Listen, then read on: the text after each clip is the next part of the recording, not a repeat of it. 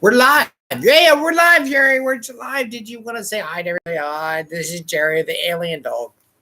Hey, good morning. 5 a.m. Mester Scrum Show. I hope you're doing well. And today is our 680th episode.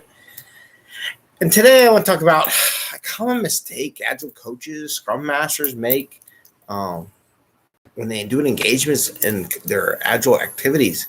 They're not coaching the managers that are in between, that are in charge of the workers, the work, the whatever. They go right to the Scrum Masters and the team, and they skip a very valuable partner in the system. So that's what I'm going to talk about today. And this 5 a.m. Mester Scrum Show. I am Greg Mester, Scrum Master and Agile Coach. And we talk about Agile and Scrum in a practical and tactical way. And what we're going to talk about is very practical and very tactical from a preserve your job perspective.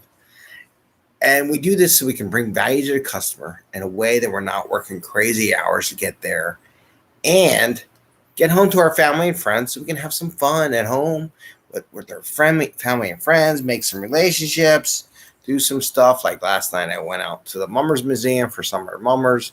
Just took a break about 9 o'clock last night and just sit there relaxed and have fun. So with that, let's talk about our topic area. What's our topic, Jerry? Not you getting all crazy. So in my career as an Agile coach and enterprise coach, transforming organizations, one of the toughest jobs I've had is to coach managers. Some are great. Some are like all into it, want to hear about it, want to learn about it, want ideas, ask questions, and that dialogue is awesome. When I get that it opens up to a lot more possibility. Because they're also your advocate. Because I'm going to tell you one thing. You may be an Agile coach. You may be a Scrum Master. But you know who your employees listen to more than you'll ever listen to you is their boss. And people forget that. You're nothing, right? I mean, whoever's paying a paycheck and signing off on that is the one everyone's going to listen to more than anybody else. But what I also see is these Agile coaches, they skip out on coaching the managers. They're like, oh, we're going to coach teams. Well, yes, we're going to coach teams. That is assumed. Minimum viable product is coaching the teams. And what we need to do is coach the managers. The managers need to know how to manage an Agile team as well, too. Right? And that's a big thing. And one of the things we really got to make sure, what I do, when I do my coaching agreement, I do a couple things. I reach out to managers. I ask them, like I got an audience member here with the puppy. I ask them, what do you want to achieve with this Agile transformation? What are you looking to see? What is your thing that's missing that you're concerned about as far as your teams, the people you work with, becoming Agile?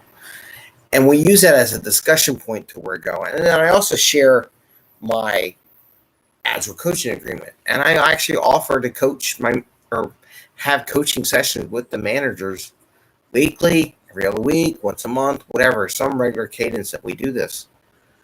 And that has helped a lot with the teams, because then they know what they're looking for.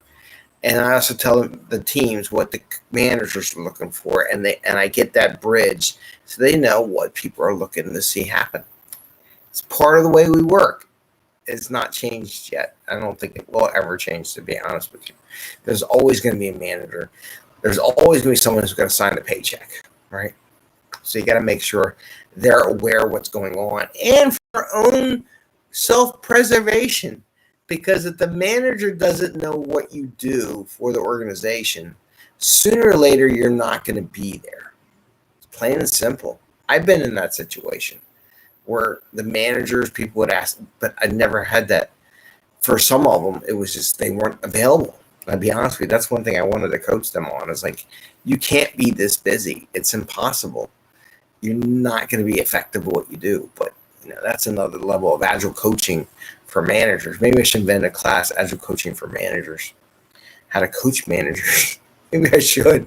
Probably be good.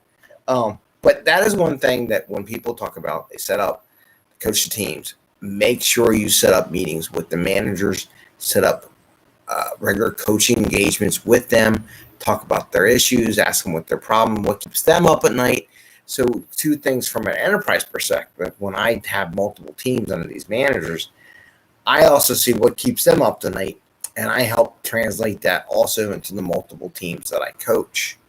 So it's a good, well-rounded system. It ain't just me, what I see. It's what they see. They're the customer. Make sure they're happy. So is there anything else I could say about that? Probably lots of questions that could come out. So feel free to message me on how do you deal with that. And there are some managers out there who are just pain in the butts. So some of them are great. Some are very hungry for knowledge and learning and see this as the new way to go. And some are their safety, their trust is not there yet because they're worried about once a team becomes self-organized, what do they need me to do? And I had an executive vice president say that to me too. What is my job? I don't know what my job is. And that person was kind of panicking. And I had to keep talking to them all the time about, no, they still need your expertise. They need you to help them. They need you to get these barriers away. You need to remove impediments, right? And do all this stuff. And I had to talk to that person every couple of weeks and bring them back. They would disappear and I'd bring them back. So there's good and bad. But again, don't make the mistake of not coaching the management team.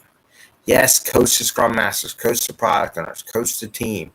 But if you do not coach the management and set up a regular interval coaching with them and get their bosses to buy in, that's another thing. So you get the management, talk to the boss above and get them to encourage them to do it too, because they also listen to their boss. And the higher you can go up in coaching upwards, which is one of the things we talk about as a scrum master, the better off you'll be. So with that, I'm going to say, see you later. Happy scrumming. Please give us a thumbs up if you like the show. Ring the little bell once, twice, so you get a notification when we go live. And I wish you a happy day. And with that, I say,